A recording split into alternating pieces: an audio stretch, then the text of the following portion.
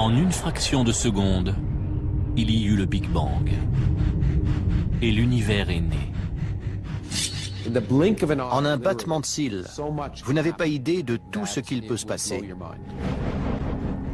Comment sommes-nous arrivés sur Terre? Et de quoi est fait l'univers? Le mystère de la création, le mystère de la vie tient tout entier dans cette première seconde. La science est sur le point de découvrir ce qui s'est passé lors de l'instant le plus déterminant de toute notre histoire.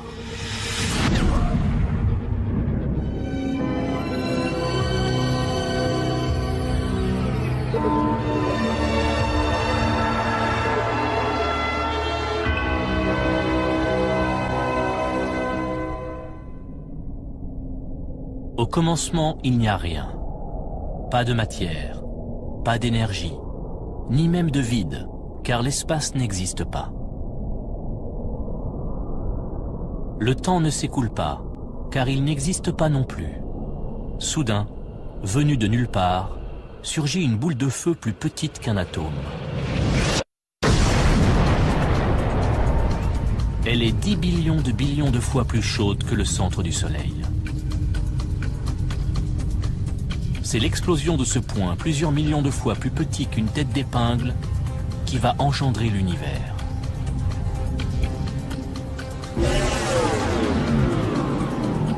Le temps commence à se dérouler. En l'espace d'une seconde, le cosmos tout entier se profile. Comment est-ce arrivé? C'est le plus grand mystère de tous les temps. Le professeur Lawrence Krauss a consacré toute sa carrière à étudier cette première seconde qui a suivi le Big Bang. Pour bien comprendre notre place dans l'univers, il nous faut revenir au tout début et à comment tout ça s'est formé.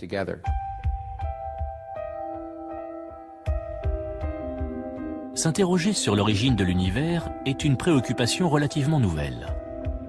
Car si la théorie du Big Bang est aujourd'hui largement acceptée, elle est née il y a seulement un siècle. Notre connaissance de l'univers est très récente. Il y a 80 ans, les scientifiques pensaient que l'univers était statique et qu'il existait depuis toujours. Tout cela change en 1929. À l'observatoire du mont Wilson, en Californie, l'astronome Edwin Hubble étudie la lumière émise par les galaxies. Il constate que plus une galaxie est éloignée, plus la longueur d'onde de la lumière qu'elle émet est grande.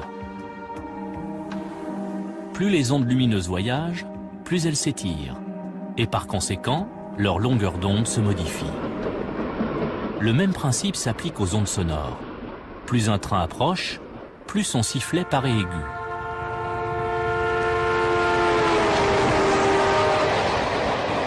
Plus il s'éloigne, plus il devient grave. Plus le train est loin, plus la distance parcourue par les ondes sonores pour atteindre notre oreille augmente. Les ondes sonores s'étirent, ce qui donne un son plus grave. Quand une galaxie s'éloigne de nous, ces ondes lumineuses s'étirent, devenant plus longues et plus rouges. On parle alors d'un décalage spectral vers le rouge. Si on regarde le spectre visible, il y a le rouge à une extrémité et le bleu à l'autre. La radiation rouge a une grande longueur d'onde, tandis que la radiation bleue a une longueur d'onde courte. Et quand on observe l'univers, on voit les radiations des galaxies lointaines s'étirer et leur lumière devenir rouge. Et plus on regarde loin, plus c'est rouge. Les galaxies qui nous entourent présentent ce décalage spectral. Si on regarde un peu partout les galaxies lointaines, elles s'éloignent toutes de nous. Presque toutes les galaxies s'éloignent à la vitesse d'1,6 million de kilomètres à l'heure.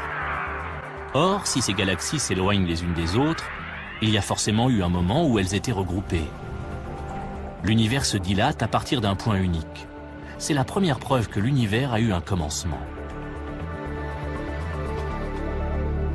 Les découvertes d'Edwin Hubble vont donner naissance à un concept révolutionnaire, la théorie du Big Bang. Les scientifiques pensent qu'au cours de la première seconde qui a suivi le Big Bang, les éléments de base de toutes les étoiles ont été créés.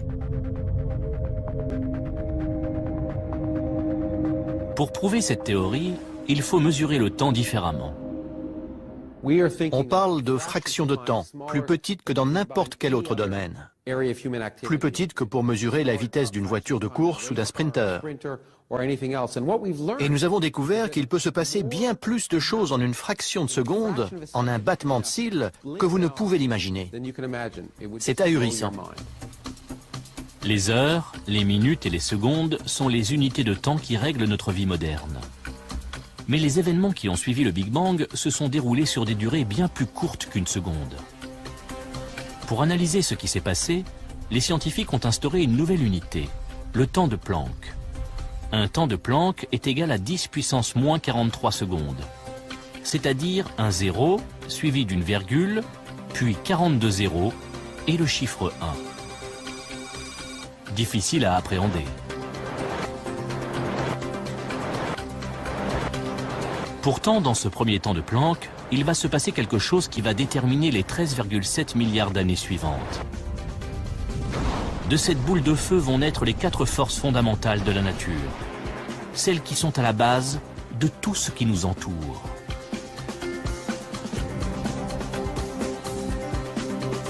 La gravité est à l'origine de la formation des étoiles et des planètes. Elle influence la Lune et les marées et nous fait garder les pieds sur Terre. La force électromagnétique nous permet de nous éclairer, de connecter nos téléphones et d'utiliser nos ordinateurs. Et les 2 forces nucléaires, la forte et la faible, servent à la cohésion des particules qui constituent notre corps et alimentent la fournaise du Soleil. Nous sommes sur Terre parce que dans la seconde qui a suivi le Big Bang, ces 4 forces ont été créées. Sans elles, l'univers ne serait qu'un amas informe de radiation. Sans ces forces, il ne se passerait rien. Il n'y aurait pas de télé, pas de sport, pas d'amour, de haine, de tragédie humaine. Toutes ces choses qui font le sel de la vie. Lors du premier temps de Planck, ces 4 forces sont encore réunies en une seule et unique superforce. La gravité et les forces nucléaires et les forces électromagnétiques ne sont pas encore divisées. Le physicien Michio Kaku étudie la façon dont elles ont pris leur indépendance. Moi, je vois ça comme un cristal. Un superbe cristal symétrique dans lequel toutes les forces sont réunies dans leur élégante simplicité au commencement des temps. Lorsque l'horloge cosmique avance d'un temps de Planck, l'univers, qui n'est encore qu'une minuscule boule de feu, se dilate brutalement. Les 4 forces commencent à se séparer, comme si on refroidissait brusquement un cristal chauffé à blanc. Des fissures apparaissent. Il se brise en 4. Le premier morceau qui se détache est la gravité. Ensuite, les forces nucléaires se séparent. Et finalement, la superforce se transforme en fragments de pierres précieuses. Ces 4 fragments sont toujours à l'œuvre. La gravité garde la Terre en orbite. Les 2 forces nucléaires font briller le Soleil.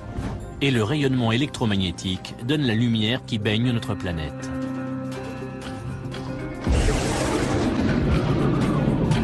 Notre voyage n'a débuté que depuis une fraction de seconde. Et déjà, les fondations de notre monde sont posées. L'univers n'est encore qu'une boule de feu, plus petite qu'un atome. Et sa température est de l'ordre de 1000 billions de degrés. Pour percer le mystère de l'expansion de l'univers, les scientifiques utilisent des télescopes si puissants qu'ils peuvent voir le passé. Lorsque l'astrophysicien David Spergel regarde le ciel, c'est l'histoire qu'il voit défiler. Quand on observe l'espace, on regarde dans le passé.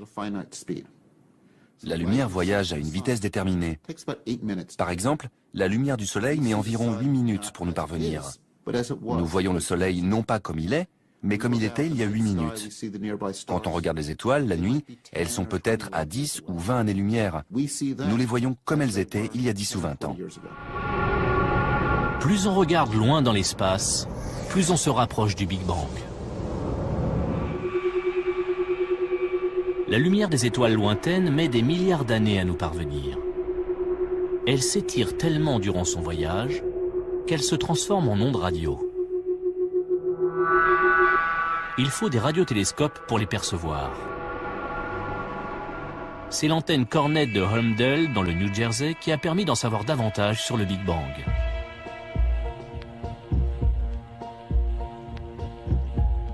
Dans les années 60, dans les laboratoires de la compagnie de téléphone Bell, Arno Penzias et Robert Wilson mesurent les ondes radio émises par des nuages de gaz dans la Voie lactée. Mais l'antenne Cornette qu'ils utilisent capte des interférences. Voici ce qu'ils entendent. Et ça vient de toutes les directions. Partout où ils regardaient, ils entendaient ce même bruit de fond. Ça n'était pas logique. Ils ont d'abord cru à un défaut de l'antenne. Ils l'ont nettoyée, enlevé les fientes de pigeons qui pouvaient créer des interférences. Ils ont recalibré l'antenne, ils ont tout vérifié minutieusement. Mais le bruit de fond est toujours perceptible. Penzias et Wilson décident de se concentrer sur sa provenance. Ils ont découvert que ce rayonnement ne provenait pas de la Terre, ni de notre galaxie. Ça venait de l'espace lointain, c'était partout. Le rayonnement que perçoit leur antenne est plus ancien et plus lointain que tout ce qui a été capté jusqu'alors. Par un heureux hasard, ils rencontrent des scientifiques de l'université de Princeton qui sont à la recherche des traces du Big Bang. Ils comprennent alors que ce qu'ils entendent est un écho venu de la nuit des temps.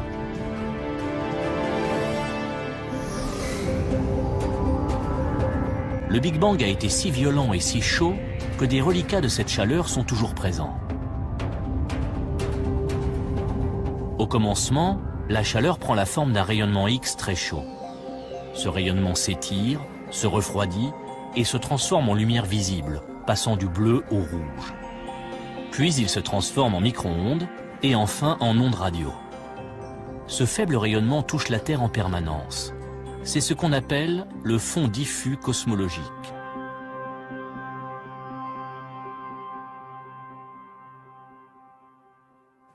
Le fond diffus cosmologique est l'écho de la création, les braises, les dernières lueurs de l'onde de choc originelle qui a donné naissance à l'univers. Si nos yeux étaient capables de voir ce rayonnement micro-ondes, chaque soir on pourrait assister au Big Bang. En regardant le ciel, on pourrait voir une explosion. 13,7 milliards d'années plus tard, il existe un moyen de voir ce rayonnement cosmique à l'œil nu.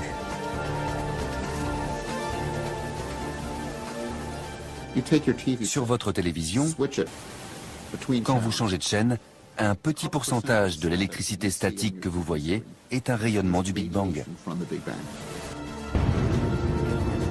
Ce rayonnement cosmique est une porte ouverte sur le Big Bang. Il est également la preuve que l'univers est entré dans une nouvelle ère.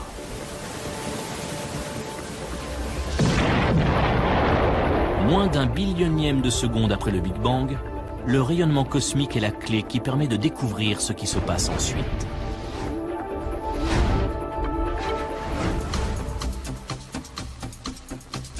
L'aiguille de notre horloge cosmique fait quelques petits bonds en avant et la boule de feu se métamorphose. L'univers, qui était plusieurs milliards de fois plus petit qu'un atome, atteint soudain la taille d'une balle de baseball. C'est le plus fort taux d'expansion qu'il connaîtra en 13,7 milliards d'années. Les scientifiques appellent cette étape l'inflation. Et on en trouve la trace dans le rayonnement cosmique fossile du Big Bang. Tout comme la neige qui brouille votre écran, ce rayonnement cosmique semble constant et régulier. Il représente une véritable énigme pour les scientifiques. Quand on mesure le fond diffus cosmologique dans cette direction, sa température est identique à celle dans cette direction. C'est la même partout. Seule explication possible, l'univers se dilate à une vitesse incommensurablement plus grande que celle de la lumière. Lors de la phase d'inflation, l'univers enfle de manière symétrique, comme un ballon de baudruche, poussé par une énergie colossale. Imaginez que j'appuie sur un ressort. Je le comprime au maximum. Le ressort devient plus petit et emmagasine une énergie incroyable. Et quand je le relâche, il se détend d'un coup. Toute cette énergie emmagasinée permet à l'univers une expansion exponentielle. Mais si l'univers est parfaitement uniforme dès la première seconde qui suit le Big Bang, comment sont apparues les galaxies? À l'origine, les planètes et les étoiles ne sont que des amas de particules. Avec le temps, ces particules de matière s'assemblent sous l'action de la gravité et constituent une masse solide. La Terre n'était au départ qu'un amas de particules qui se sont agrégées sous les effets de la friction et de la gravité. Et le Soleil, qui a rendu la vie possible sur Terre, n'était au départ qu'un nuage de gaz et de poussière. Mais comment au juste vont se former ces amas?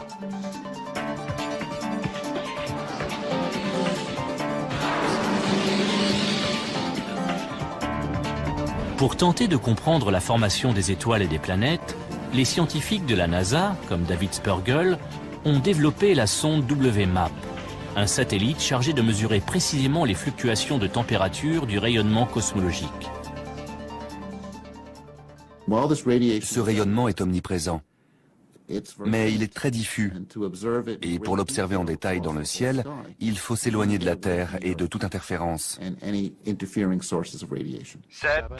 mise à feu, les signaux sont au vert. 5, La NASA lance la sonde en 2001, allumage du moteur.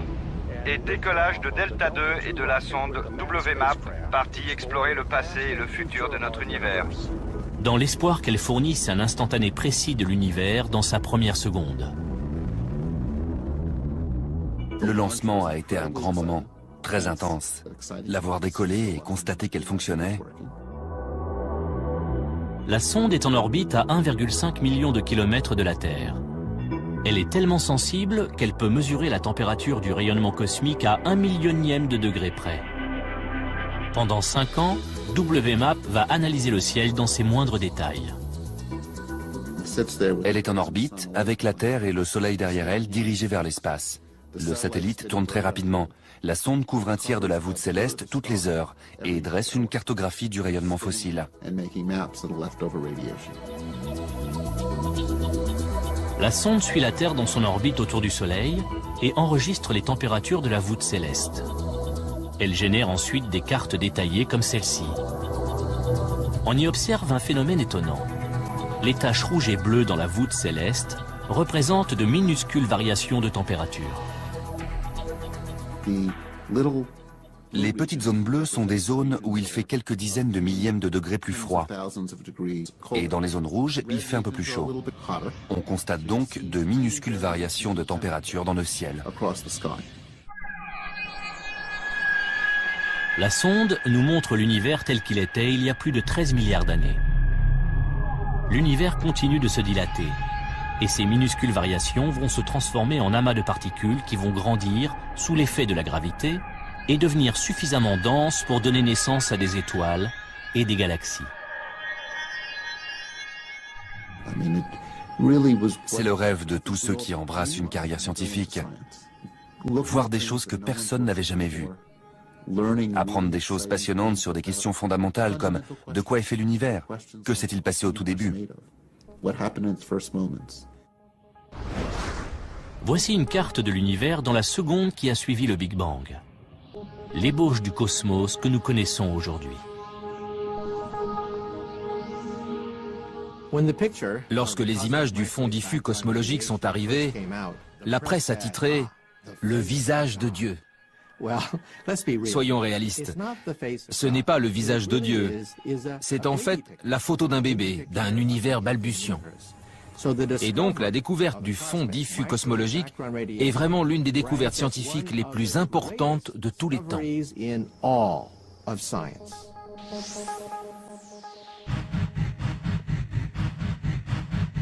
Moins d'un billionième de seconde après le Big Bang, l'univers se dilate encore.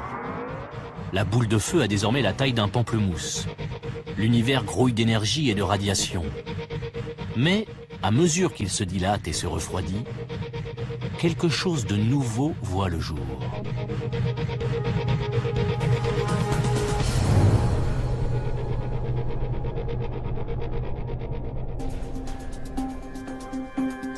À peine une fraction de seconde après le Big Bang, le destin du cosmos semble déjà tout tracé. Le Soleil brûle grâce à des forces apparues il y a 13,7 milliards d'années. Les étoiles et les planètes se sont formées grâce à l'expansion rapide de l'univers. La science peut relier tout ce que nous connaissons aujourd'hui à la première seconde de la création. Les humains, eux, sont apparus grâce à ce qui s'est passé durant le temps de Planck suivant. L'univers est rempli d'éléments de base qui vont former la matière. Pour l'instant, à l'échelle de notre horloge cosmique, l'univers n'est encore qu'une boule d'énergie. Comment cette énergie pure s'est-elle transformée en matière? Tout ce qui nous entoure est fait de matière. La chaise sur laquelle vous êtes assis, l'air que vous respirez, la planète tout entière, et la matière est constituée d'atomes. Dans la seconde qui s'écoule après le Big Bang, les ingrédients des atomes sont créés. Mais comment est apparue la matière? La question est longtemps restée sans réponse, jusqu'en 1905, année où Albert Einstein formule sa fameuse équation E égale mc2. L'équation d'Einstein signifie que l'énergie E et la masse m sont deux formes différentes de la même chose. La matière et l'énergie sont interchangeables. Cette équation a par la suite été utilisée pour créer l'arme la plus dévastatrice de l'histoire, la bombe atomique. Celle-ci nous a donné un indice sur ce qui s'est passé lors de cette première seconde. Lors d'une explosion atomique, des particules de matière éclatent et libèrent une énergie phénoménale. Lors du Big Bang, c'est exactement l'inverse qui se produit. Une quantité énorme d'énergie se transforme en matière. Grâce à l'équation d'Einstein, on peut donc tirer la conclusion suivante. À mesure que l'univers se dilate et se refroidit, l'énergie pure du Big Bang se transforme en particules de matière. Matière dont nous sommes constitués. Notre odyssée n'a commencé que depuis quelques fractions de secondes. Les premières particules de matière apparaissent. L'univers est 1 million de fois plus brûlant que le centre du Soleil. Encore bien trop chaud pour que ces particules fusionnent. Les scientifiques se retrouvent aujourd'hui face à une énigme. À quoi ressemblait ce premier état de la matière? Et comment s'est-elle transformée en protons et neutrons qui forment tous les atomes de l'univers? Ça ne pouvait pas être des atomes. C'est comme si on mettait un glaçon dans un sauna, il fondrait immédiatement.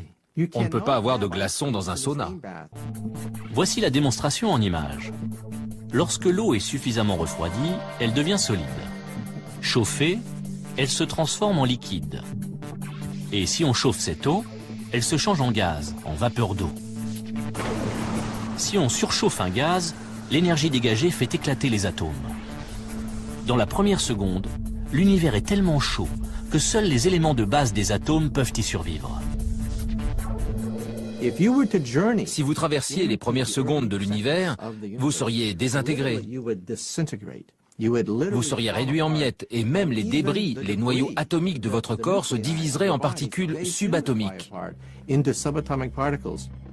Il ne resterait rien de votre corps.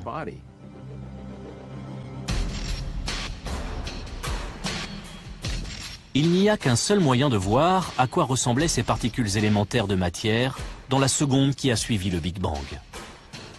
Il suffit de recréer les conditions du Big Bang.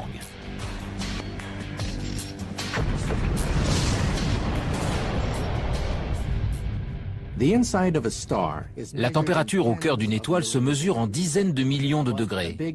Mais le Big Bang se mesure en billions de degrés. Donc, le seul moyen de simuler l'instant de la naissance de l'univers, c'est avec un accélérateur de particules. En faisant entrer des protons en collision, on peut atteindre des températures qu'on n'a pas connues depuis la naissance de l'univers. L'accélérateur de particules est donc le seul gadget qui permette de simuler la genèse.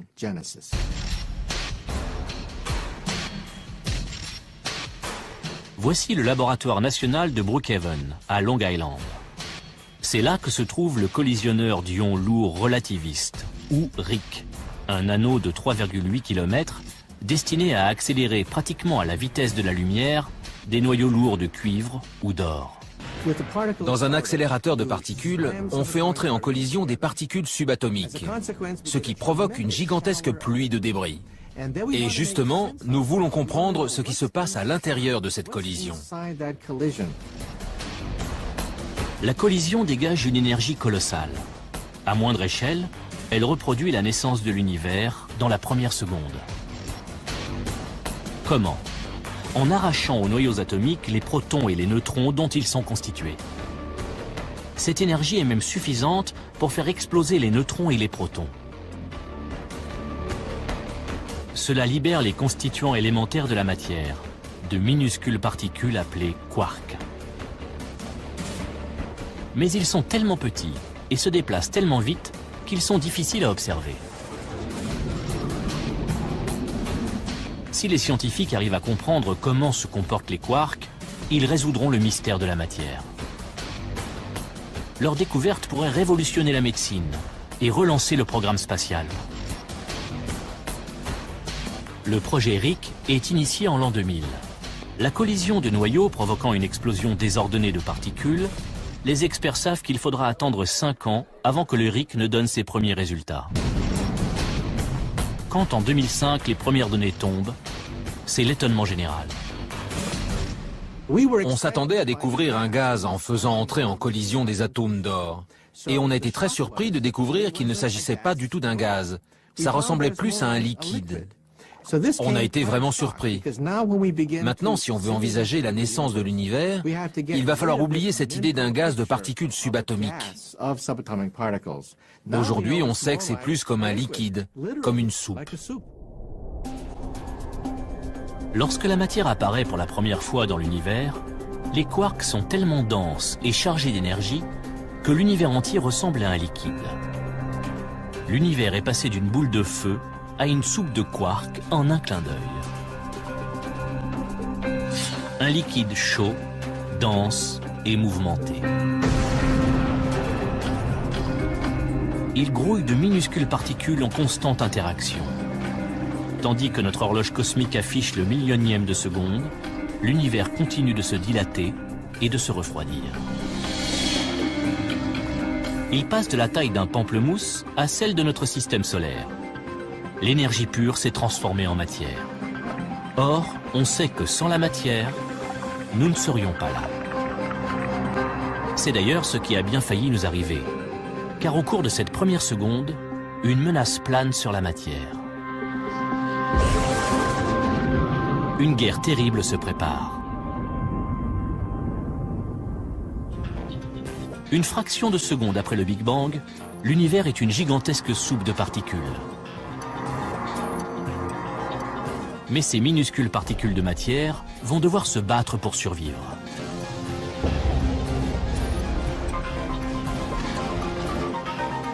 Tout ce qui nous entoure contient de la matière formée grâce à l'énergie libérée par le Big Bang.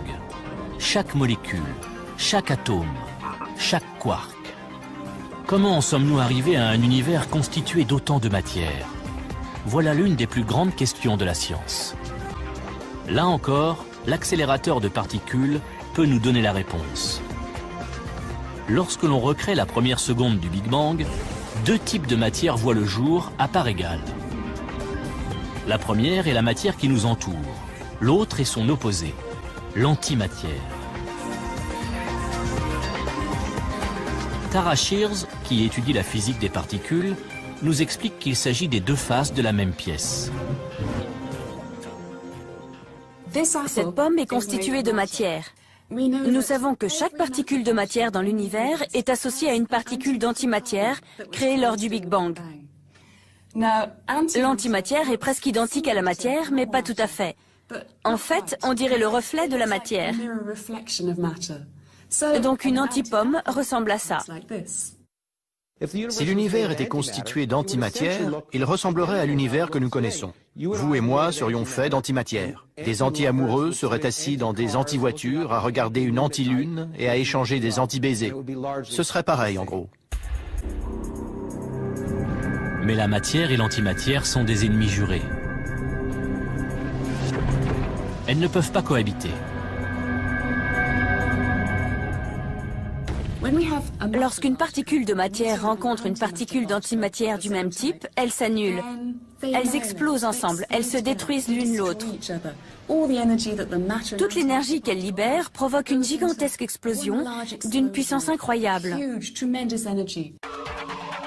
Quelques fractions de secondes après le Big Bang, l'avenir de l'univers est déjà en danger. La matière et l'antimatière se livrent un combat sans merci. L'univers est à peine né qu'il risque déjà de s'éteindre. Lorsque la matière entre en collision avec l'antimatière, le résultat est explosif. Une boule de matière de la taille d'une pomme qui entrerait en collision avec son équivalent en antimatière libérerait autant d'énergie qu'une bombe nucléaire de 10 mégatonnes. Si on pouvait revenir au tout début de l'univers, juste après le Big Bang, on se retrouverait au milieu d'un véritable bouillonnement de matière et d'antimatière, se détruisant l'une l'autre. On serait en plein cœur d'une bataille cosmique entre les deux camps. Toutes les particules se trouvant dans un état liquide super dense, la matière et l'antimatière entrent rapidement en collision et se détruisent mutuellement. Puisqu'elles sont en nombre égal et que toute particule de matière rencontrant une particule d'antimatière est détruite, toute la matière devrait logiquement disparaître aussitôt qu'elle est créée. Toute la matière aurait rencontré l'antimatière et elle se serait annihilée en produisant un rayonnement pur. Et j'allais dire, on vivrait dans un univers de rayonnement pur. Mais on ne pourrait pas y vivre puisqu'on ne serait pas là. Il n'y aurait qu'un rayonnement. L'univers est pourtant rempli de matière. Comment a-t-elle vaincu l'antimatière ? C'est l'un des plus grands mystères de la science. D'après une théorie, l'antimatière serait moins stable et se désintégrerait plus rapidement, créant un léger déséquilibre entre matière et antimatière, ce qui expliquerait la victoire de la matière. Quoi qu'il en soit, il s'est passé quelque chose juste après le Big Bang qui a fait pencher la balance en faveur de la matière. La bataille a cessé à ce moment-là. Et il ne restait plus qu'une toute petite quantité de matière, et c'est cette petite quantité de matière qui constitue l'univers dans lequel nous vivons aujourd'hui. Ce qui veut dire que nous sommes les débris de cette guerre, le résidu, ce qui reste quand tout est fini. Ce sont ces résidus qui vont former tout ce qui nous entoure, de la Terre que nous foulons jusqu'aux galaxies les plus lointaines.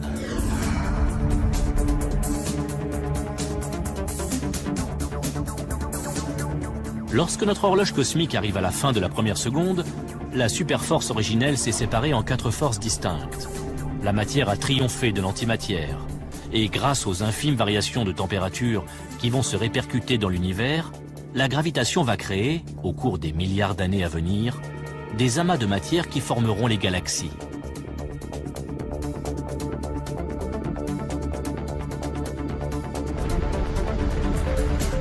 Mais un mystère reste à éclaircir, et pas des moindres. Nous savons comment les constituants de la matière se sont formés, mais nous ignorons ce qui donne sa substance à tout ce qui nous entoure. Nous avons progressé, mais il manque une pièce du puzzle. Qu'est-ce qui confère à chaque chose sa masse dans l'univers ?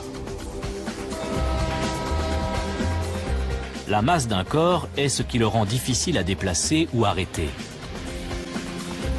Lorsque nous sommes attirés vers le sol, c'est la gravité qui agit sur notre masse. Sur la Lune, la gravité est moins importante et les astronautes s'y déplacent plus lentement. Mais leur masse reste la même que sur Terre. Même un objet qui ne pèse rien a une masse. Lors de cette première seconde, quelque chose a conféré une masse aux particules. Mais les scientifiques ignorent encore quoi. Il y a un trou, une pièce manquante, la pièce centrale de ce puzzle. Que s'est-il passé au cours de cette première seconde? Si on le découvre, on pourra connaître les pensées de Dieu, comme disait Albert Einstein. La masse est le cœur même de la vie. Sans la masse, l'univers serait constitué uniquement de rayonnement. Et rien ne pourrait s'agréger pour former des objets, comme vous et moi, ou toutes ces choses qui rendent l'univers si intéressant. Ce serait un univers diffus, plein de rayonnement, mais sans aucun intérêt. Si on découvre comment la masse s'est développée aux premiers instants de l'univers, on aura percé le secret de la vie. Si les scientifiques ne parviennent pas à découvrir d'où vient la masse des particules, cette première seconde restera une énigme.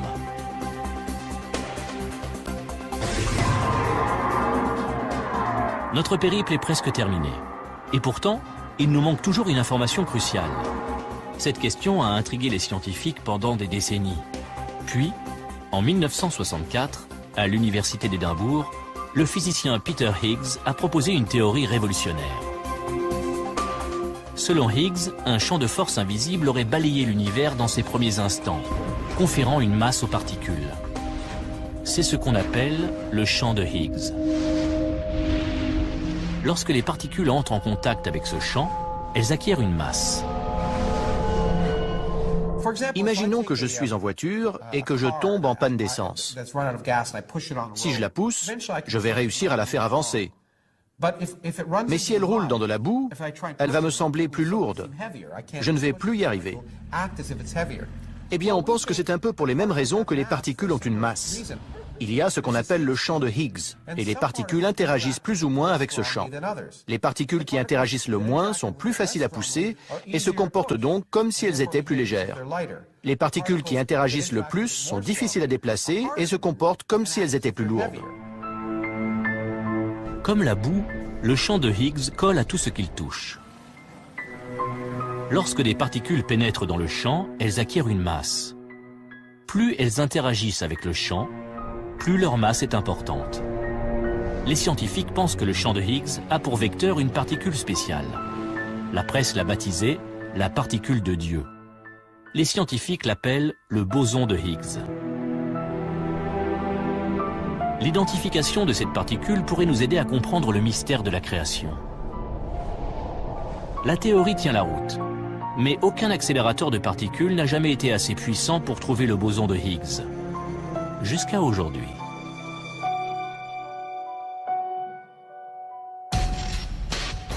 Enfoui sous terre, près de Genève, en Suisse, se trouve le dispositif expérimental le plus cher de l'histoire.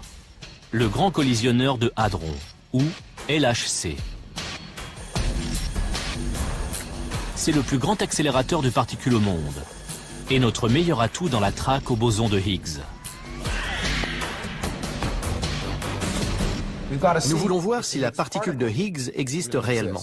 Et c'est pour ça qu'il faut construire ces accélérateurs gigantesques, pour voir si nous pouvons comprendre le mécanisme responsable de l'existence de tout ce que nous considérons comme dense et lourd dans l'univers. Le LHC a coûté près de 3 milliards d'euros. Sa construction a duré 14 ans et a nécessité la collaboration de 7000 scientifiques. Il a été inauguré en 2008. À une moindre échelle, il recréera les conditions qu'a connues l'univers il y a 13,7 milliards d'années. Une explosion tellement puissante qu'elle fera écho au Big Bang lui-même.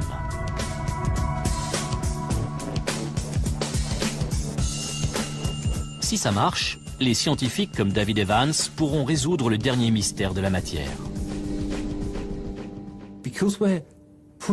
De même que nous repoussons les frontières de la science, nous devons repousser les frontières de la technologie. C'est non seulement la plus grosse machine au monde, mais c'est sans conteste la plus complexe. Enterré à environ 100 mètres sous terre, l'accélérateur forme un anneau de 26 km. À l'intérieur, 2 faisceaux de protons plus fins qu'un cheveu pourront être accélérés à une vitesse proche de celle de la lumière, plus de 299 000 km à la seconde. Le LHC fera se heurter les protons avec une énergie 7 fois plus grande que n'importe quel autre accélérateur. 300 billions de protons, répartis en 2 faisceaux cheminant en sens inverse, parcourront l'anneau et se percuteront au centre d'énormes détecteurs. Lawrence Krauss part inspecter l'un de ces détecteurs, de la taille d'un immeuble de 5 étages. Je me trouve dans ce qui a été décrit comme l'une des cathédrales gothiques du XXIe siècle. Ces structures gigantesques sont faites de milliers de tonnes d'acier, plus que la quantité de fer dans la tour Eiffel, et contiennent des dizaines de milliers de valves et de fils. Tout ça a été conçu par des milliers de physiciens de plusieurs centaines de nationalités et parlant des dizaines de langues différentes, au centième de millimètre près. Tout ça pour découvrir ce qui se passe là-dedans. Le long de l'anneau du LHC sont répartis 4 détecteurs géants. Celui dans lequel on espère observer le boson de Higgs est baptisé Atlas. Atlas fait la moitié de la taille d'un terrain de football et pèse aussi lourd qu'un sous-marin nucléaire. Il peut détecter 1000 milliards de collisions à la seconde. Lors d'une collision de protons, le choc sera tellement violent qu'il recréera en une fraction de seconde la matière, telle qu'elle était juste après le Big Bang. Une averse de particules fondamentales, comme les quarks. Dans les débris de cette explosion, les scientifiques espèrent trouver le mystérieux boson de Higgs. Mais vouloir dénicher une particule dans cette boule de feu revient à chercher une aiguille dans une meule de foin. Le boson de Higgs est tellement minuscule et a une durée de vie si courte que le détecteur ne pourra pas l'observer directement. Mais les scientifiques espèrent détecter la trace qu'il laissera derrière lui grâce aux caméras les plus sophistiquées du monde. Dans le sillage d'un avion, on voit un gigantesque panache de fumée. Mais où est l'avion? On ne le voit jamais. Il est trop petit. C'est le même principe pour les détecteurs. Les détecteurs ne peuvent pas voir la particule, mais ils peuvent détecter la trace laissée par la particule subatomique. Et en étudiant cette trace, nous pouvons déterminer de quel genre de particule il s'agit et sa vitesse.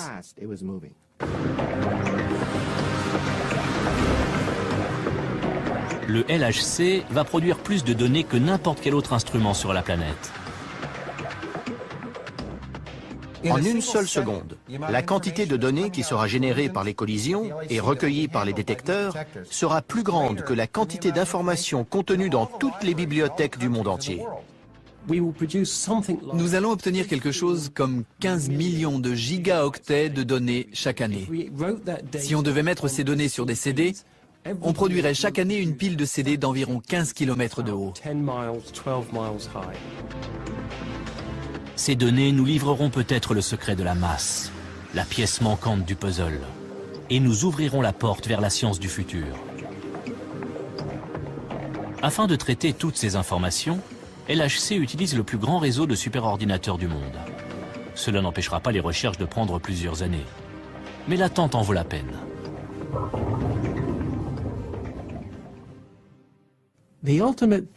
Ce qui est excitant quand on travaille dans ce domaine, c'est de savoir qu'on va découvrir une vérité universelle.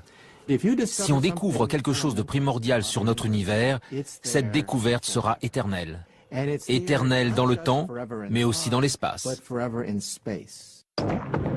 Cette expérience pourrait enfin nous révéler les vérités essentielles à la base même de notre existence. Une perspective qui met les scientifiques du monde entier en effervescence. On ne sait pas encore ce que fera le LHC. On a de grands espoirs. Ça représente plus de puissance à une échelle plus petite. Il va nous emmener là où nous ne sommes jamais allés. Ce que le LHC va nous apprendre va changer notre façon de voir la première seconde du Big Bang. Toutes les preuves indirectes que nous avons indiquent que nous allons sûrement trouver la réponse à cette question. Ce n'est pas garanti, mais pour la première fois, nous sentons que nous sommes sur le point de faire cette découverte fondamentale. Si grâce au LHC, on trouve ne serait-ce qu'un élément de réponse à toutes ces questions, ce sera merveilleux pour nous de pouvoir étoffer notre connaissance de l'univers, de le comprendre encore mieux. C'est le rêve de tout physicien. Dans la salle de contrôle du LHC, l'expérience la plus importante de l'histoire de la science va bientôt commencer. Après les dernières vérifications, l'accélérateur est scellé, puis refroidi à une température plus basse que celle qui règne dans l'espace.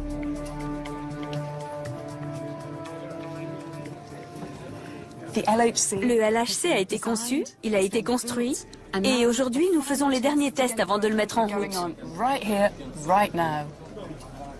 Ce que vous voyez là, c'est où on en est des tests. Et les physiciens autour de nous observent ce qui se passe sur leur écran d'ordinateur.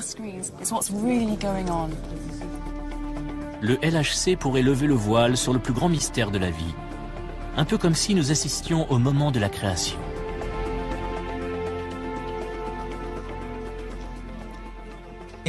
Si on observe le boson de Higgs, ce sera une découverte remarquable, car nous pourrons enfin répondre à cette question fondamentale: pourquoi sommes-nous là et pourquoi les particules ont-elles une masse?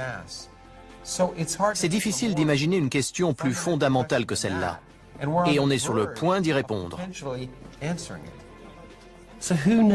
Qui sait ce qui va se passer dans les 100 ou 150 ans à venir?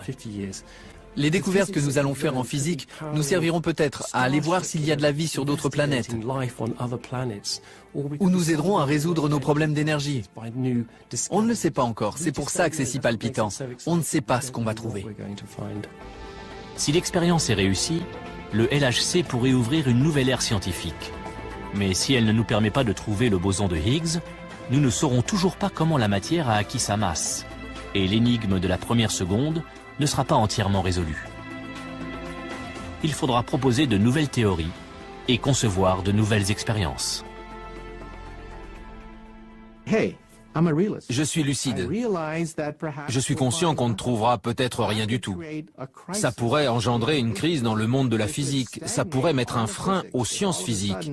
Si nos machines ne s'avèrent pas assez puissantes pour lever le rideau sur l'acte suivant et nous en apprendre davantage sur la matière et l'énergie. Une chose est sûre, grâce au LHC, les scientifiques vont quasiment toucher du doigt le Big Bang. L'accélérateur va revenir 13,7 milliards d'années en arrière pour recréer l'instant déterminant de la naissance de l'univers, la seconde qui a tout changé.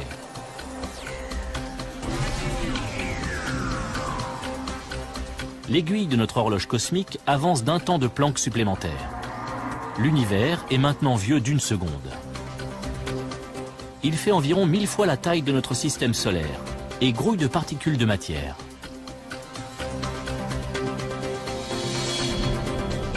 Il s'est suffisamment refroidi pour que les quarks s'assemblent 3 par 3 et forment des protons et des neutrons. Dans la grande saga de l'univers, le premier chapitre de notre histoire vient de s'ouvrir.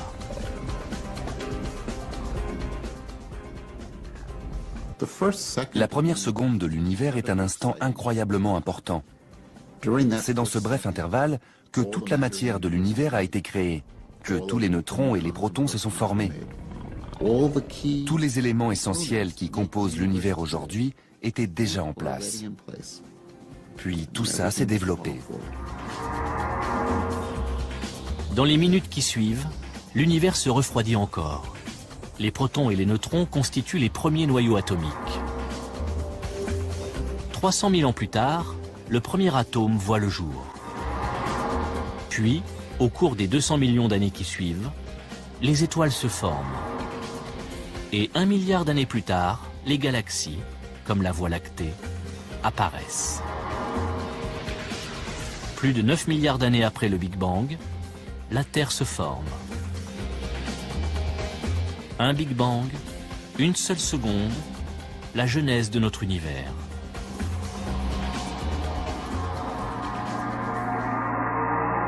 À la fin de cette première seconde, toute l'histoire cosmique est écrite, y compris l'avenir de l'univers.